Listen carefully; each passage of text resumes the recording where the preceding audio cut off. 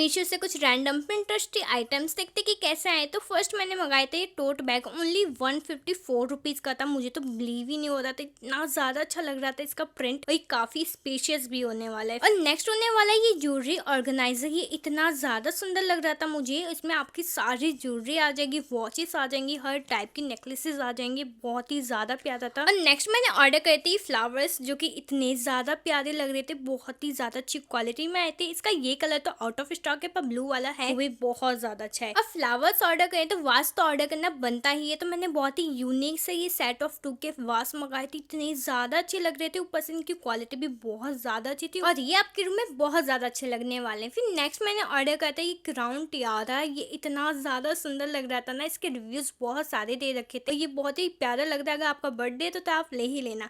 Next मैंने order करा था ये नेकलेस, जो कि आपके कलेक्शन में होना ही चाहिए। बाकी लिंक्स के लिए पोस्ट चेक कर लेना।